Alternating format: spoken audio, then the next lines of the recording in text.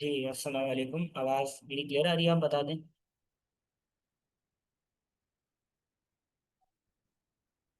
अगर आवाज़ मेरी आ रही है तो काइंडली कोई बता दें मुझे,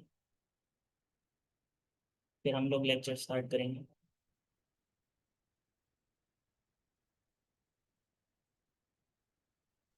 जी आ रही है आवाज। ओके।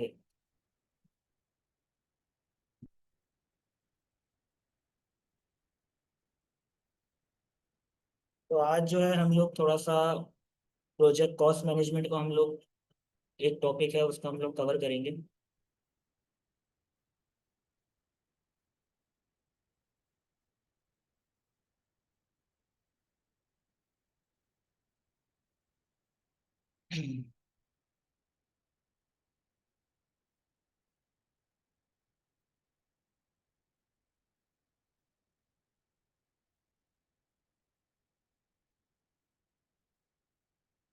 तो सबसे पहले तो हम लोग देख लेते हैं कि देखें बेसिकली जो दो मेन टॉपिक्स होते हैं हमारे प्रोजेक्ट मैनेजमेंट के। एक तो पहले हमने देखा था टाइम टाइम मैनेजमेंट जो है प्रोजेक्ट की बहुत इंपॉर्टेंट होती है, जो हमने स्केजुलिंग वगैरह देखी थी जिसमें हमने नेटवर्क डायग्राम वगैरह बनाई थी। तो इसी तरह कॉस्ट मैनेजमेंट भी जो है एक बहुत इंपॉर्टेंट पार्ट है प्रोजेक्ट मैनेजमेंट का। तो अभी हम लोग इसको थोड़ी सी थ्योरी देखेंगे स्टार्टिंग में, देन एक हम लोग प्रॉब्लम जो है उसको भी सॉल्व करते हुए देखेंगे। तो पहले तो हम लोग देखते हैं बेसिकली कि बजट क्या होता है। तो बजट बेसिकली जो होता है हमारा वो एक एस्टिमेट होता है कि हम लोग जो जितना पैसा मतलब फॉर एग्जांपल 4 महीने में 8 महीने का हमारा प्रोजेक्ट है, तो उसमें हम लोग हर महीने कितना पैसा जो है हम लोग कमा रहे हैं या फिर कितना हमारा पैसा जो है कॉस्ट हमारा ज़ाया हमारे पैसा है। तो ये हमारा जो है बजट बेसिकली बताता है। तो प्रोजेक्ट्स में ये जो है हमारा फाइनेंशियल पोजीशन को बताता है कि हमारा जो प्रोजेक्ट है कि क्या वो हमें पैसा बना कर देगा या फिर हमारा नुकसान होगा पैसे का। तो ये बजट होता है बेसिकली। तो बजट तीन टाइप के होते हैं। एक होता है हमारे पास प्रोजेक्ट लेवल, मतलब जो हमारा प्रोजेक्ट का बजट होता है, और डिपार्टमेंट लेवल बजट होता है जो हमारे डिपार्टमेंट का होता है पूरा। और एक होता है टास्क लेवल बजट, जिसमें हम लोग टास्क के हिसाब से मतलब हम लोग देखते हैं टास्क को बजट असाइन करता है। तो बेसिकली बजट का जो मेन पर्पस होता है वो ये होता है कि प्रोजेक्ट मैनेजर्स को वो प्लान अहेड, मतलब आगे का जो प्लान होता है ना उसको बनाने में हेल्प करता है कि कौन से महीने में हमें कौन सी रिसोर्सेज चाहिए होंगी और उस रिसोर्स के लिए हमारे पास हमें कितना पैसा रिक्वायर्ड होगा। तो ये बेसिकली हम लोग प्रेडिक्ट करते हैं, कैलकुलेट करते हैं स्टार्टिंग में। तो इससे हमारा जो हमारा मेन पर्पस होता है बजट बनाने का। तो अगर हम लोग एक और फॉर एग्जाम्पल और जो छोटे प्रोजेक्ट्स होते हैं उसमें हमें ये होता है कि जो हमारे हमें पेमेंट जो मिलती है, फॉर एग्जांपल अगर कोई क्लाइंट है जिसने हमें एक छोटा सा प्रोजेक्ट दिया है, हम उसके लिए एक प्रोजेक्ट बना रहे हैं। तो अगर वो छोटा प्रोजेक्ट है तो उसमें ये होता है ज़्यादातर चांस ये होता है कि जो हमें पैसा मिलेगा वो प्रोजेक्ट कंप्लीट होने के बाद मिलता है। तो इसलिए भी ये ज़रूरी होता है कि हम लोग पैसे को आराम से देखभाल के, मतलब जितना हमारे पास अवेलेबल है उस हिसाब से खर्च करें, ताकि अ, बाद में हमें लॉस ना हो पैसे का। और जो बड़े प्रोजेक्ट्स होते हैं उसमें भी ये होता है कि हमें पार्ट्स में जो है वो पैसे मिलते हैं। तो इन पार्ट्स के बीच में जो टाइम होता है ना उसमें भी हमें देखना होता है कि कितना पैसा हमारे पास है, कितना हम लोग खर्च कर सकते हैं। तो ये हम लोग पूरा प्लान बनाता है बेसिकली, जो कि बजट हमारे लिए इसलिए ज़रूरी होता है। तो अब हम लोग देख लेते हैं कि जो कॉस्ट होती है लेबर की वो किस तरह हम लोग कैलकुलेट करते हैं। तो अगर हम किसी सॉफ्टवेयर की, अगर हमें प्राइस बतानी है कि सॉफ्टवेयर की प्राइस क्या है, तो उसको जब हम लोग कैलकुलेट करते हैं तो उसमें सिर्फ ये ज़रूरी नहीं होता कि डेवलपर्स की सैलरी हम लोग इंक्लूड करें। बस इसके अलावा भी बहुत सारे एक्सपेंसेस होते हैं जो कि प्रोजेक्ट के हमारे बजट में कंट्रीब्यूट करते हैं। तो तीन तरह की बेसिकली कॉस्ट होती है हमारी। एक होती है direct cost. Direct cost basically ये होती है कि हम जो मतलब एक वो कॉस्ट जो डायरेक्ट जो है प्रोजेक्ट के साथ एसोसिएटेड है, जैसे कि एम्प्लॉयज़ की सैलरीज हो गई, उनके बेनिफिट्स हो गए, सिक्योरिटी फंड्स वगैरह। तो ये डायरेक्ट कॉस्ट होती हैं। इनडायरेक्ट कॉस्ट जो होती हैं बेसिकली वो होती हैं जो प्रोजेक्ट से रिलेटेड नहीं होती, लेकिन वो भी मतलब एक पार्ट होती है हमारे प्रोजेक्ट का, लेकिन वो डायरेक्टली रिलेटेड नहीं होती उनसे। तो वो इनडायरेक्ट कॉस्ट होती हैं। तो वो एग्जांपल फॉर एग्जांपल इंश्योरेंस हो गया, इंश्योरेंस कॉस्ट हो गई, इलेक्ट्रिसिटी की कॉस्ट हो गई हमारी, या फिर ऑफिस रेंट हो गया, तो ये इनडायरेक्ट कॉस्ट की एग्जांपल है। तो और एक और होती हैं ओवरहेड्स होते हैं। तो ओवरहेड्स बेसिकली होते हैं कि वो किसी प्रोडक्ट के साथ हम लोग उनको लिंक नहीं कर सकते। जैसे कि रेंट हो गई, इलेक्ट्रिसिटी हो गई, और ये इन प्राइसेस को हम लोग प्रिडिक्ट नहीं कर सकते, मतलब पहले से, मतलब अंदाजा लगा सकते हैं कितनी होंगी लेकिन एग्जैक्टली कैलकुलेट नहीं करते। तो हम लोग इसमें बेसिकली ये है कि ओवरऑल ओवरहेड कुछ तरीकों से मतलब हम लोग जो है ना कैलकुलेट करते हैं, कोशिश करते हैं कि नियर टू एक्यूरेट हम लोग इनको कैलकुलेट करें। तो वो ये होती है ओवरहेड कॉस्ट।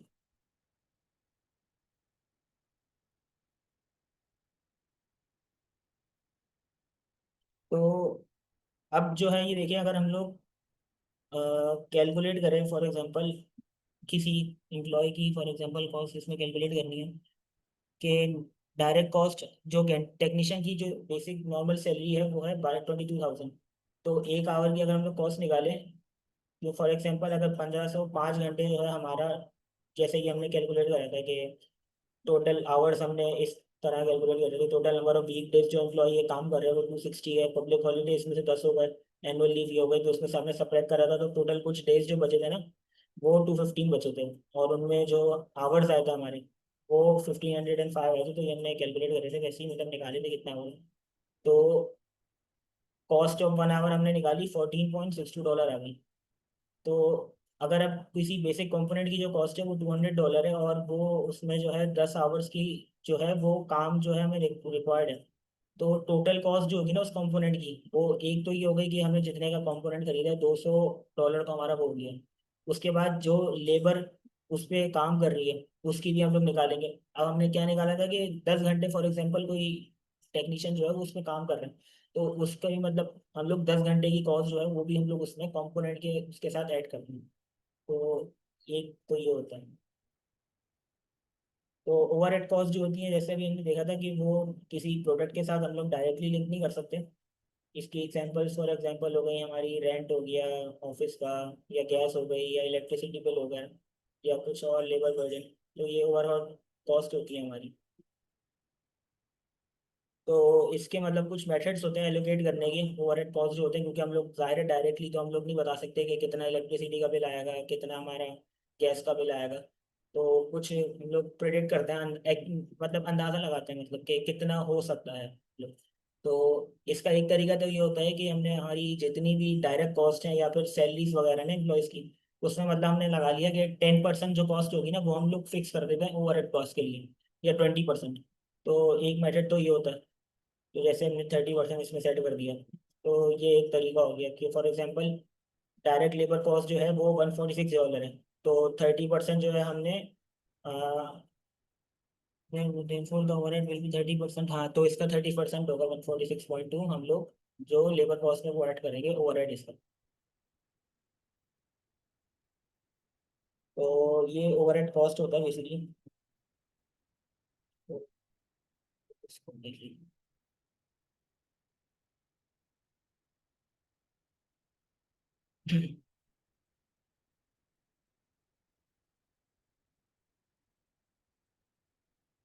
तो अब दो मेथड होते हैं बेसिकली जो है हम लोग ओवरहेड्स को एलोकेट करने के।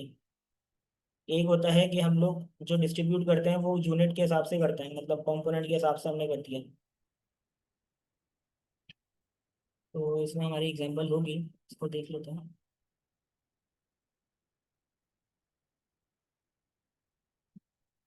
तो फॉर एग्जांपल हमारी जो टोटल यूनिट्स हैं वो 350 है, और ओवरहेड कॉस्ट पर यूनिट जो हो गई हमारी, वो हमने किस तरह निकाली कि मैं एग्जांपल सपोज बोले मेरे अमाउंट होगी।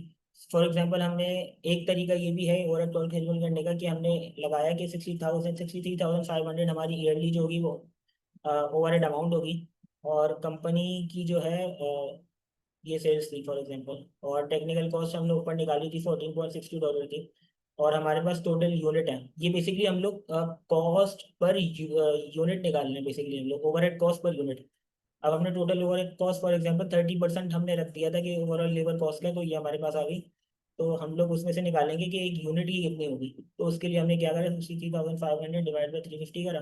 तो पर यूनिट जो हमारे पास ओवरहेड आ गया ना वो आ गया 181.43। तो ये हमने एक कंपोनेंट की निकाल एक यूनिट की निकाल ली बेसिकली।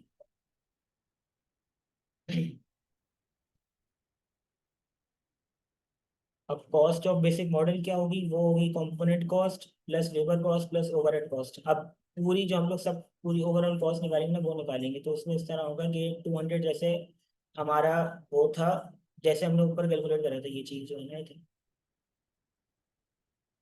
$200 प्लस $10, तो ये 346.20 आया था हमारा। तो इसमें अब हम लोग ओवरहेड कॉस्ट जो हम लोग मिलाएंगे ना, वो मिलाएंगे 181.43 जो हमने पर यूनिट की कैलकुलेट करी है। तो ये हमारी फिर टोटल कॉस्ट निकल कर आएगी, क्योंकि ये जो इसमें ये जो पार्ट था ना, ये ओवरहेड कॉस्ट का था, ये हमने इस तरह नहीं। तो एक तरीका तो ये होता है कॉस्ट निकालने का कि यूनिट्स में हमने डिवाइड कर दिए। जो दूसरा तरीका होता है वो ये होता है कि हम लोग लेबर आवर है ना, उसके हिसाब से हम लोग डिवाइड करते हैं। तो फॉर एग्जांपल किसी अगर सॉफ्टवेयर हाउस में 3 टेक्नीशियन जो है वो काम कर रहे हैं, और ईयरली 1505 घंटे, मतलब एक, मतलब एक बंदा जो है वो 1505 घंटे काम कर रहा है। तो टोटल लेबर आवर्स हमारे ये हो गए 4515। तो अगर हम लोग एक पर लेबर आवर की अगर हम लोग निकालें तो फिर ये हो जाएगी 14.06 पर आवर। एक एम्प्लॉय अगर 1 घंटा काम करता है तो उसकी जो ओवरहेड कॉस्ट होगी वो ये होगी। तो अब अगर हम लोग कॉस्ट निकालेंगे उसमें, ये चीज़ जैसे हमने ऊपर देख ली थी किस तरह निकाली थी कॉस्ट, अब इसमें जो ये हम लोग ओवरहेड कॉस्ट ऐड करेंगे ना, तो ये होगी, क्योंकि 10 आवर्स काम कर रहे हैं ना, तो पर आवर ये था, एक दिन में एक एम्प्लॉय जो है वो 10 आवर काम कर रहे हैं ना एक दिन में। तो हमने इसको मल्टीप्लाई करा तो ये टोटल जो कॉस्ट आ गई ना इंक्लूडिंग द ओवरहेड, वो हमारे पास आ गई 486.8। तो इस तरह हम लोग निकालते हैं। तो ये आप बाद में मैं स्लाइड शेयर कर दूंगा डॉक्यूमेंट के साथ, आप इसमें और देखेंगे तो समझ आ जाएगा।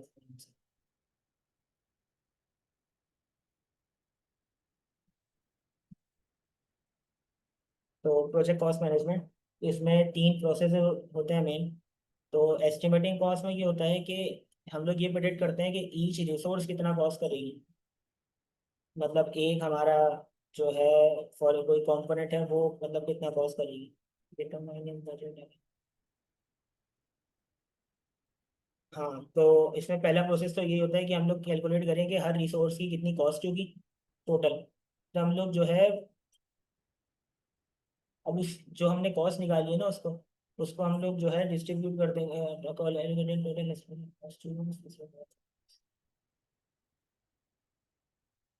फिर उस टोटल कॉस्ट को जो है हम लोग जो है डिवाइड कर देंगे, मतलब कुछ टास्क में मतलब डिवाइड करेंगे। और फिर जो है हम लोग उसको एडजस्ट करेंगे। तो ये अभी हम लोग पूरा आगे देखेंगे, न्यूमेरिकल जो करेंगे ना उसमें हम लोग देखेंगे कि किस तरह होता है। अब रिजल्ट जो होते हैं वो बेसिकली ये होता है कि अब हमने कॉस्ट जो है हम लोग उसकी निकाल लेते हैं, लेकिन हम लोग प्रोजेक्ट की कॉस्ट के साथ साथ हम लोग कुछ पैसे जो है ना वो रिजर्व में रख के चलते हैं, कि अगर फॉर एग्जांपल कोई अनएक्सपेक्टेड इवेंट हो गया जिससे हमारे प्रोजेक्ट को जैसे अफेक्ट पहुंच रहा है, तो और उसमें हमें थोड़ा सा पैसों की ज़रूरत पड़ गई अर्जेंट, तो उसके लिए हम लोग कुछ पैसे ऐसे होते हैं जो हम लोग अपने पास इन कंपोनेंट्स की कॉस्ट से हट के हम लोग अलग से रखते हैं अपने पास।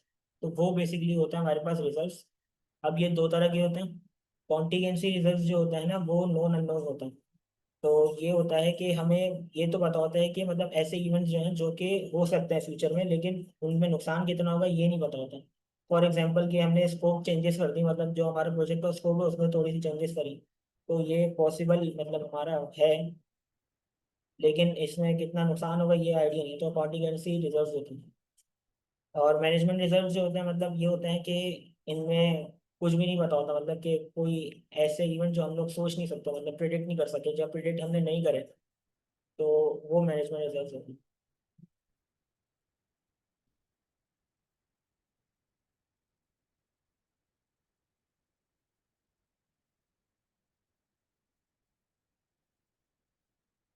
तो अब जब हम लोग बजट जो है अपना बनाते हैं या एस्टिमेट करते हैं अपने प्रोजेक्ट की कॉस्ट, तो उससे पहले जो है हमें बेसिकली ये आइडेंटिफाई करना ज़रूरी होता है कुछ चीज़ें, कि हमारे पास फिजिकल रिसोर्सेस, ह्यूमन रिसोर्सेस और क्वांटिटीज में, मतलब फिजिकल रिसोर्सेज हमें कितनी चाहिए, ह्यूमन रिसोर्सेज हमें कितनी चाहिए, और क्वांटिटीज कितनी चाहिए। फिर उसके बाद ही तो हम लोग ज़ाहिर है उनकी कॉस्ट निकालेंगे कि उसमें कॉस्ट कितनी चाहिए होगी।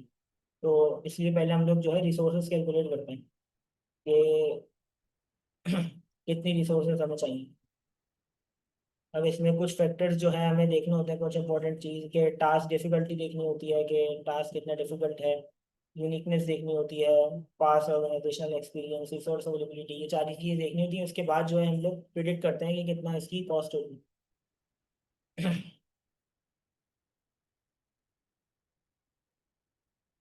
अब इसमें जो है तीन तरह के हम लोग एस्टिमेट लगाते हैं। एक होता है कि rough order of magnitude, ROM जैसे हम लोग कहते हैं।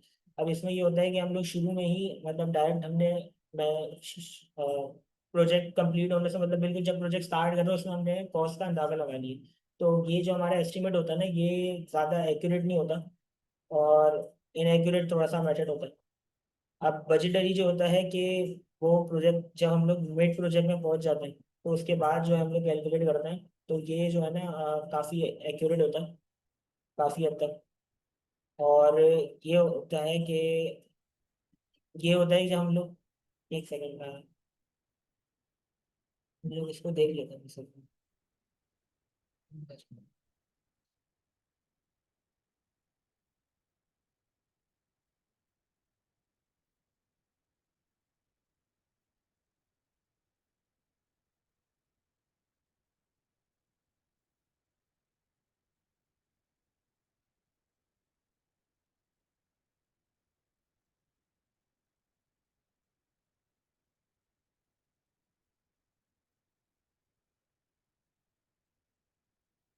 इसको,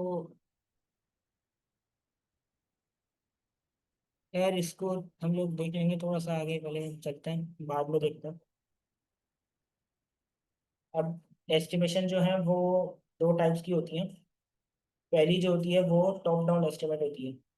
अब इसमें ये होता है कि हम लोग किसी, जो हमारा पहले से हमने कोई अगर प्रोजेक्ट करा है सिमिलर मतलब उसी तरह का, तो उसकी जो है हम लोग कॉस्ट जो है वो एस्टिमेट करते हैं और उस हिसाब से अपने जो नया प्रोजेक्ट है ना इसकी हम लोग कॉस्ट कैलकुलेट करते हैं।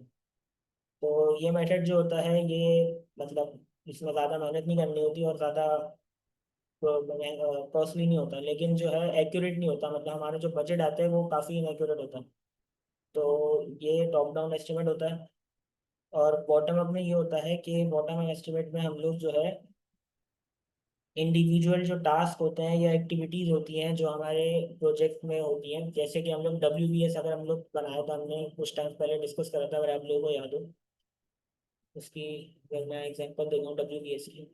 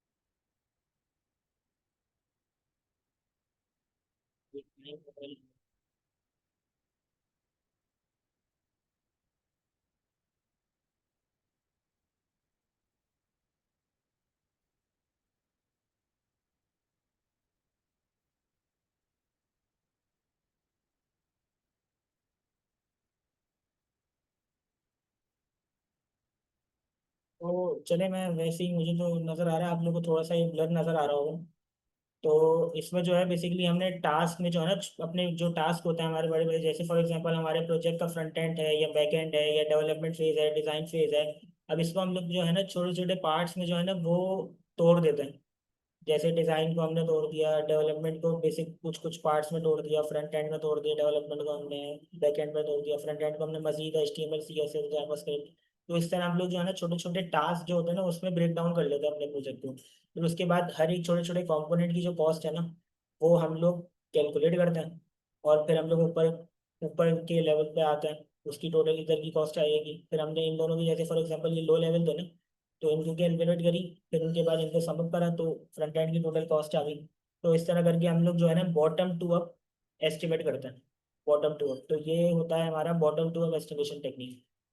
इसमें जो है हम लोग बॉटम से स्टार्ट करते हैं, मतलब लो लेवल टास्क जो होता है उनसे स्टार्ट करते हैं और फिर उनको लेते हुए फिर हम लोग टॉप पे आते हैं।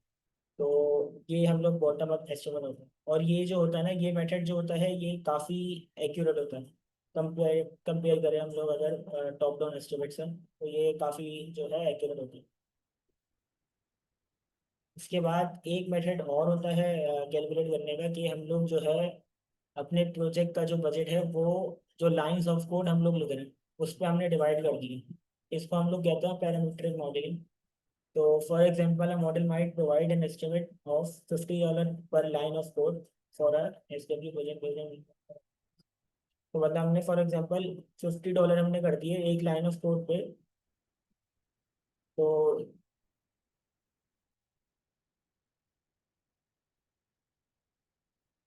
फॉर एग्जांपल के एक लाइन ऑफ कोड में हमने कुछ जो है उसकी जो है अमाउंट वो करते हैं, मतलब हम लोग टोटल लाइन जो है वो कैलकुलेट करेंगे, और उसकी बेसिस पे जो है हम लोग जो बजट है उसका, जो मतलब कॉस्ट है उसकी कैलकुलेट करेंगे, कि अगर ज़्यादा बड़ा कोड है तो उसका ज़्यादा बजट है, अगर कम कोड है तो कम बजट होगा। तो ये एक होता है पैरामीटर मॉडलिंग। इसके अलावा कोकोमो भी होता है एक model, which is used to estimate function such as solve. और उसमें मतलब इसमें जो होता है हम लोग फंक्शन पॉइंट्स भी मतलब होते हैं उसमें, उसकी बेसिस पर हम लोग पढ़ते हैं कि फंक्शंस कितने हम लोग कैलकुलेट कर रहे हैं, तो उसकी बेसिस पे होता है ये। तो मेन प्रॉब्लम्स क्या आती हैं कि कॉस्ट जो है वो एस्टिमेट करते हैं, कि एस्टिमेशन जो है हम लोग जैसे हमने अगर बहुत जल्दी एस्टिमेट कर लिया, एक ये प्रॉब्लम है। हमने एस्टिमेटिंग का एक्सपीरियंस नहीं है, जो हमारी टीम है वो न्यू है काफ़ी, और उनको ज़्यादा एक्सपीरियंस नहीं है कि बजट किस तरह जो है वो कैलकुलेट करना है। तो एक प्रॉब्लम ये हो गई। अंडर एस्टिमेशन हो गई, कि हमने जो है सही से कैलकुलेट नहीं करी, अंडर एस्टिमेट कर दिया कि ये वाला जो टास्क है इसकी ये तो बहुत आसान है, ये आराम से हो जाएगा, इसमें कॉस्ट जो है वो कम लगेगी। तो ये अंडर एस्टिमेशन कर लिया हमने। मैनेजमेंट डिजायर्स, और जो चौथा प्रॉब्लम होता है वो ये होता है।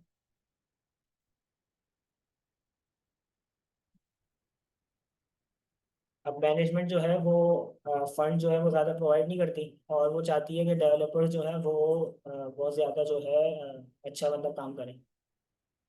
तो इसलिए जो है ना वो, ये मतलब इसमें भी होता है कि मैनेजमेंट ज़्यादा करना नहीं चाह रही होती, अपने प्रोजेक्ट पे स्पेंड करना नहीं चाह रही होती, तो एक ये प्रॉब्लम है।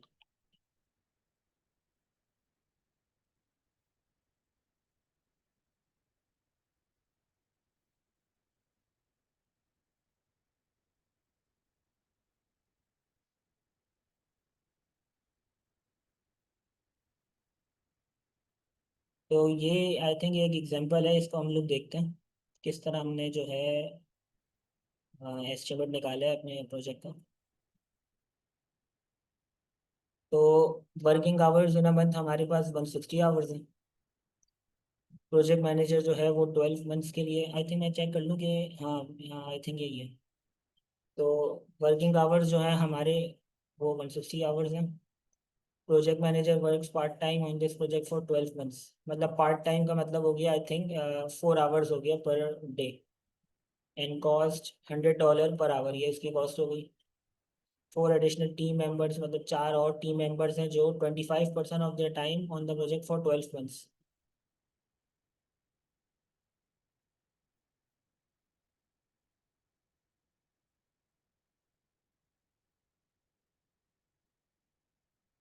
तो मतलब जो है हमारे 4 टीम मेंबर्स, एक तो हमारा प्रोजेक्ट मैनेजर हो गया जो कि पार्ट टाइम काम कर रहा है, 12 मंथ्स के लिए काम कर रहा है, और इसकी जो कॉस्ट होगी वो हो गई हमारे पास $100 पर आवर।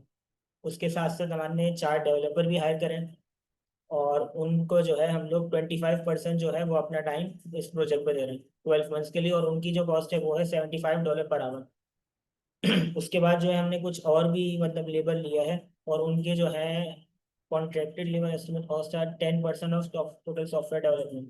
उनकी जो कॉस्ट है वो है 10% है, टोटल सॉफ्टवेयर और डेवलपमेंट जो की जो कॉस्ट है ना उसका 10% है, बाकी जो कॉस्ट है ना।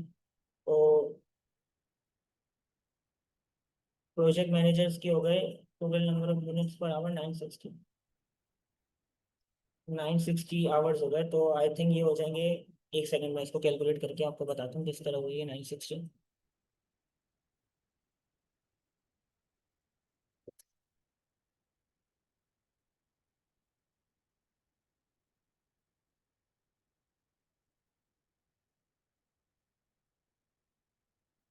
तो ये 12 मंथ से ना, पहले तो हम लोग देख लेते हैं 12 महीने में कितने दिन होंगे, वीक डेज खाली कितने होंगे। तो उसमें हम लोग 365 को हम लोग अगर डिवाइड करें, एक मंथ में हमारे पास अगर हम लोग एस्टिमेट लगाएं तो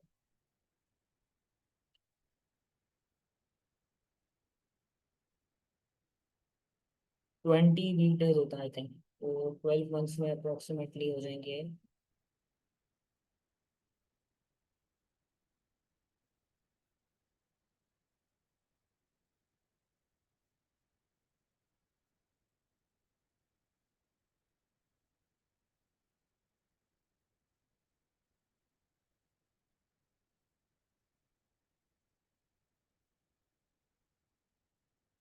अच्छा, ये हमारे पास बल्कि वर्किंग आवर्स गिवन है 160 एक महीने में। तो 12 महीने में जो है, तो मतलब अगर फुल टाइम काम कर रहे हैं तो 160 आवर्स होंगे, और अगर पार्ट टाइम कोई काम कर रहे हैं तो उसके 80 आवर्स हैं।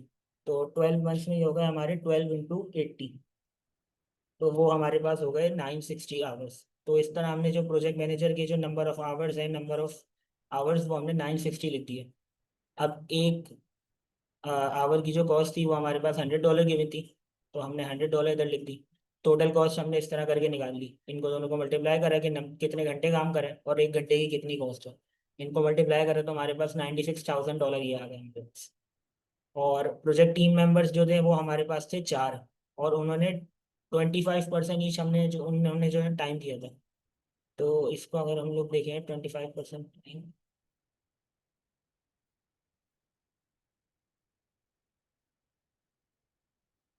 तो इनके जो इसी तरह अगर हम लोग इसी की बेसिस से मतलब अगर हम लोग आवर्स कैलकुलेट करेंगे, फिर कितने आवर्स होंगे उनको एस्टिमेट करेंगे ना, तो वो चार जो है टीम मेंबर्स उनके 1920 आवर्स आएंगे। और उनकी कॉस्ट हमें गिवन थी $75। तो हमने $75 कॉस्ट रखी। तो इनकी total cost project team members की आ गई 1,44,000। और उसके बाद जो है ये कॉन्ट्रैक्टर्स की जो कॉस्ट थी वो 10% सॉफ्टवेयर डेवलपमेंट एंड टेस्टिंग की, जो कि आई थिंक जो हम लोग ये निकालेंगे ना कि सॉफ्टवेयर डेवलपमेंट एंड टेस्टिंग में कितनी कॉस्ट लगी है, उनको सम करेंगे, उनका 10% जो होगा वो हम लोग यहाँ पे प्लेस करेंगे। अभी हम लोग वो भी कैलकुलेट कर लेंगे। अब आ गई 100 डिवाइस, वो उसमें लिखी हुई है 100 डिवाइसेस जो है वो 100 डिवाइसेस हैं, और पर यूनिट हमारे पास है $600 पर यूनिट। और जो हमारे पास सर्वर्स हैं वो 4 सर्वर्स हैं, 4000 ईच। तो हमारे पास हमने 100 डिवाइसेस लिख दी कि 100 हमारे पास 100 डिवाइसेस थी, और उनकी जो कॉस्ट थी वो 600 थी। तो हमने 100 की कॉस्ट निकाली, टोटल कॉस्ट हमने 100 डिवाइसेस की आ गई 60,000। सर्वर्स की सिमिलरली 4 सर्वर्स थे, 4000 हमारे पास कॉस्ट थी, 16,000 हमारे पास सर्वर्स की कॉस्ट आ गई। तो टोटल जो हमारे पास हार्डवेयर की कॉस्ट आ गई वो 76,000 आ गई। अब सॉफ्टवेयर में जो है हमारे पास लाइसेंस सॉफ्टवेयर हमने खरीदा। अब लाइसेंस सॉफ्टवेयर की जो कॉस्ट थी हमने हमारे पास आई वो है 200 पर 100 डिवाइसेस। और हमारे पास 100 डिवाइसेस 100 थी। तो मतलब ये हमारे पास हो गई 100 हमारे पास, क्योंकि 100 डिवाइसेस थी और 100 डिवाइसेस पे हमारी $200 की सॉफ्टवेयर कॉस्ट लग रही है लाइसेंस कराने की, तो 20,000 हमारे पास ये होगा। देन उसके बाद सॉफ्टवेयर डेवलपमेंट में जो है अ, हमारे पास labour approaches use labour hours and cost कितना डेवलप। तो सॉफ्टवेयर डेवलपमेंट की जो है हमने आई थिंक ये कॉस्ट हमें कहीं गिवन थी।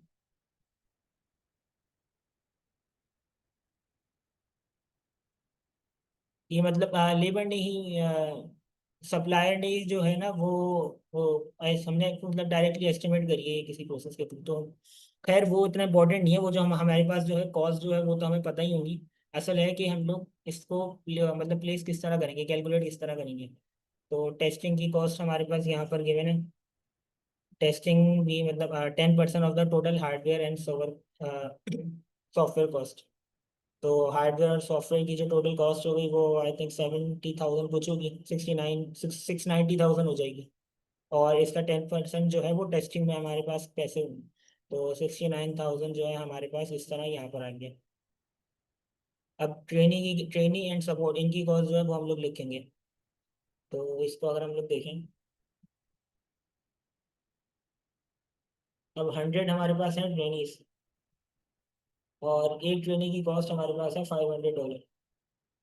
तो ट्रेनिंग की कॉस्ट हमने इस तरह करके लिखी, 100 ट्रेनिंग है, $500 हमारे पास एक ट्रेनिंग की कॉस्ट है। तो 50,000 हमारे पास ये हो गई।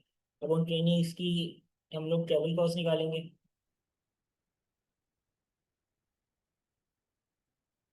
अब वो ट्रेवल कॉस्ट जो है वो है $700 per day for the sectors and team.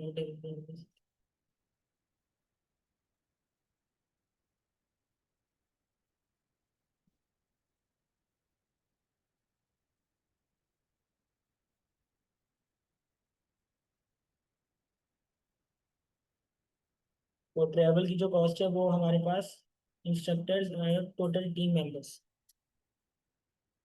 जो कि हमारे पास थे 12। आई थिंक हमारे पास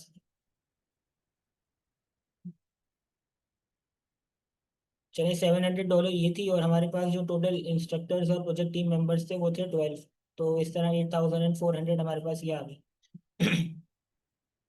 और जो हमारे प्रोजेक्ट टीम मेंबर्स जो हैं वो इसकी जो कॉस्ट हमने निकाली है 920 हमारे पास इसमें आवर्स हैं और 25% टाइम दिए, तो $75 हमारे पास ये कॉस्ट आ गई, तो इसकी भी हमने कॉस्ट निकाली।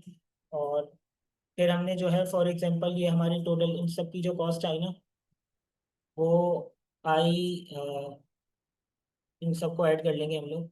तो उसके बाद जो है हमने रिजर्व जो रखे, फॉर एग्जांपल हमने 20% जो है इन सब की जो कॉस्ट थी वन, आइटम नंबर 1 से लेकर आइटम नंबर 5, इन सब की जो कॉस्ट थी ना इसका हमने 20% जो है फॉर एग्जांपल रिजर्व में ऐड कर दिया। तो फॉर एग्जांपल अगर इसकी कॉस्ट जो है 8 लाख रुपए बनी थी फॉर एग्जांपल, तो 20% इनका हुआ 8 लाख का, वो हो जाएगा 1,60,000। तो टोटल कॉस्ट 9,60,000 मतलब कुछ हो जाएगी। तो मतलब यही है कि इसकी जो टोटल कॉस्ट आई थी वो, अगर हम लोग सम करें सबको, मैं सम करके देख लेता हूँ 3 0।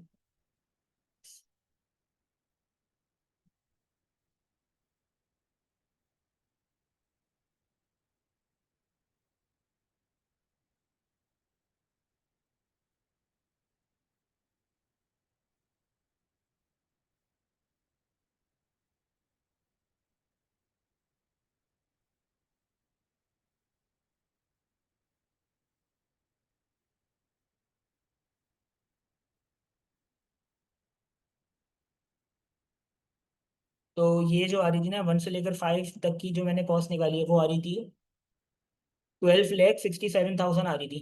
तो 12,67,000 का फिर हमने 20% रिजर्व निकाला ना, तो वो आया ये आया 2,53,000। तो जब हम दोनों को ऐड करा तो टोटल जो हमारी कॉस्ट बनी प्रोजेक्ट की इंक्लूडिंग द रिजर्व वो बनी, ये बनी 15,21,000 रुपये। तो ये हमने इस तरह जो है, मतलब हमने पहला प्रोसेस हमारे पास क्या था कि हमने निकाले कि हमारे पास हमें रिसोर्सेज कितनी चाहिए होंगी और वो कितना कितना जो है वो काम करेंगी।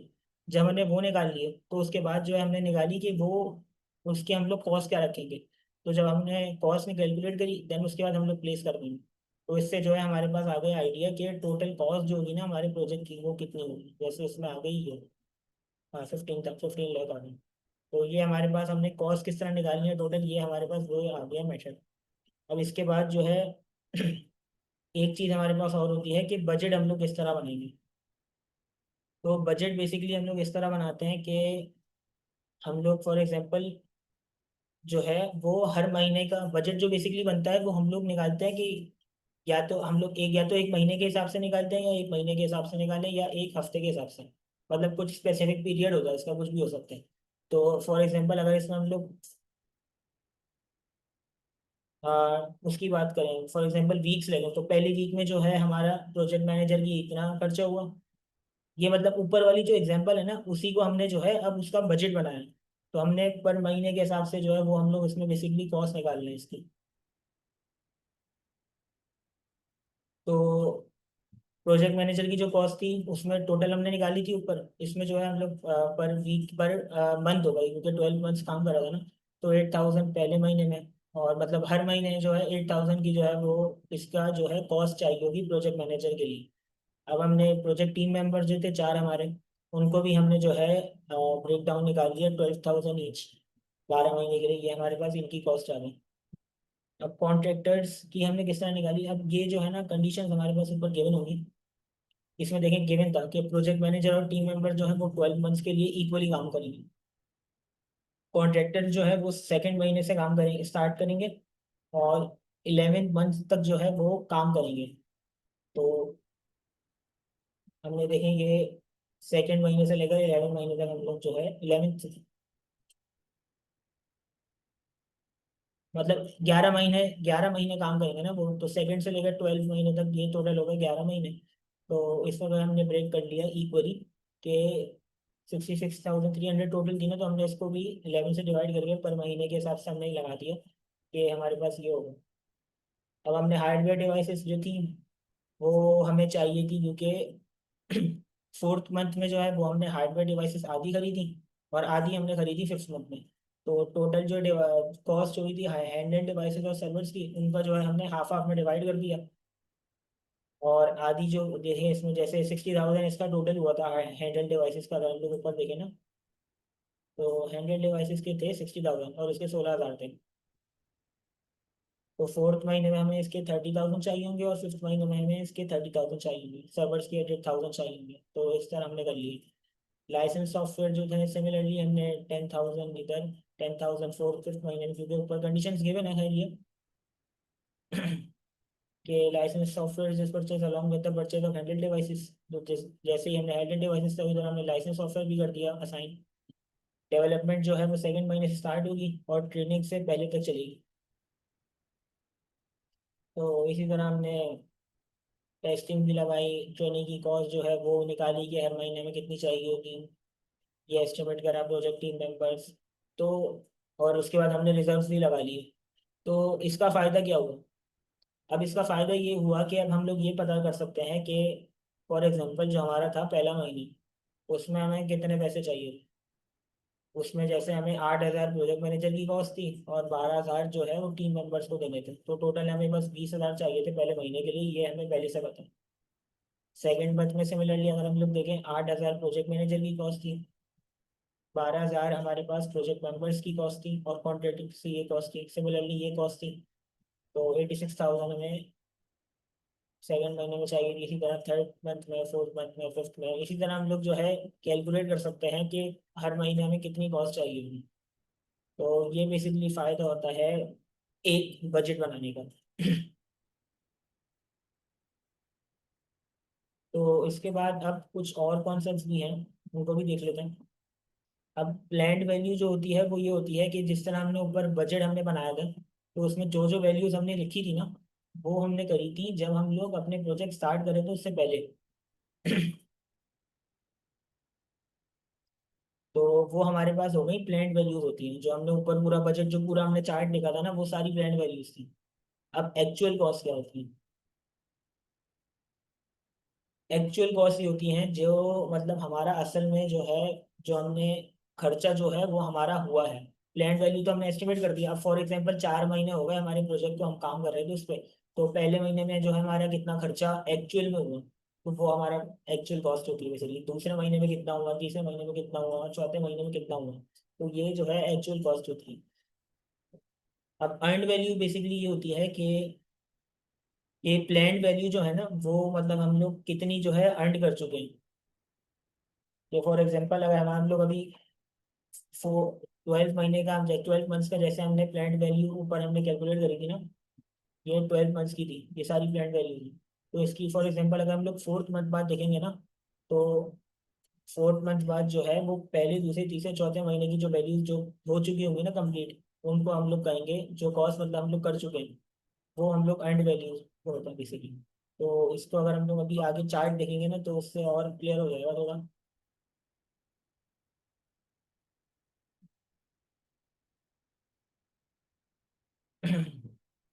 फॉर एग्जांपल वीक वन में ये हमारी जो है ना बेसिकली 10,000, इसकी एक और एग्जांपल थी आगे, उसको देख लो। फॉर एग्जांपल के जो हमने जिस तरह ऊपर हमने क्या कहते हैं चार्ट बनाया था ना, तो इसी तरह हमने जो है एक चार्ट हमारा ये बना हुआ है कि जनवरी में हमें 4,000 प्लान एंड स्टाफ की चाहिए, फेब में ये तो रिक्वायरमेंट, ये हमें पैसे जो है वो कॉस्ट जो है वो रिक्वायर्ड है इन इन चीज़ों की। इस तरह करके हमने जो है ना ये जो पूरा चार्ट है ना, यहाँ से लेकर छोटा सा, ये हमारा था प्लान वैल्यूज है ये सारी। ये देखेंगे अगर इनको हम लोग सम करेंगे ना, तो ये हर महीने की हमारे पास आ गई प्लान वैल्यूज कितनी है। तो उसके बाद हमने जो है इनकी कम्युलेटिव प्लान वैल्यूज निकाली, मतलब सम करते रहे, मतलब हर महीने के हिसाब से। पहले एक महीने की 4,000, पहले 2 महीने की हम लोग दोनों की प्लस कर देंगे, 14,000 हो जाएंगी। तो उसके बाद पहले 3 महीने की अगर हम लोग देखेंगे तो वो 24,000 हो गए, 10 + 10 + 4। तो इस तरह हम लोग करिए कम्युलेटिव प्लान वैल्यूज जो है वो निकाल लेंगे। अब फॉर एग्जांपल हमें 5 महीने के बाद देखना है कि हमारा प्रोजेक्ट कहाँ स्टैंड कर रहा है, फायदा हो भी रहा है अब तक या नहीं हो रहा। तो उसके लिए हम लोग जो है एक्चुअल कॉस्ट जो है वो हम लोग पहले देखेंगे।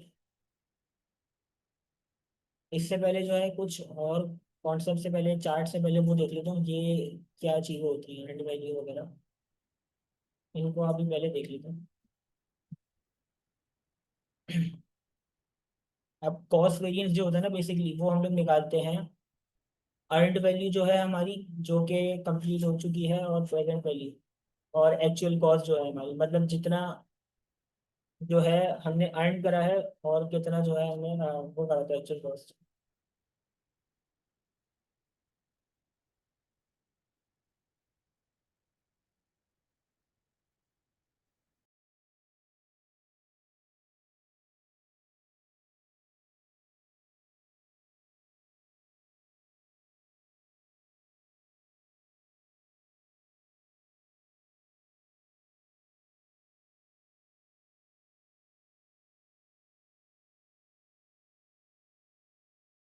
अस्सलाम वालेकुम। आई थिंक सर हमारे पास 3 मिनट है और कंक्लूड कर लें, फिर ये ना हो कि मीटिंग एंड हो जाए। और हाँ, हाँ जी बिल्कुल कोई मसला नहीं। और ये madam Abish was very excited about the session. I noticed her, she was asking about the class like at right time. So madam, would you like to present tomorrow just for a 10 minute or 15 minute?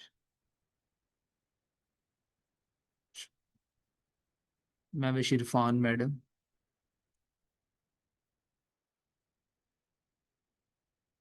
are you there?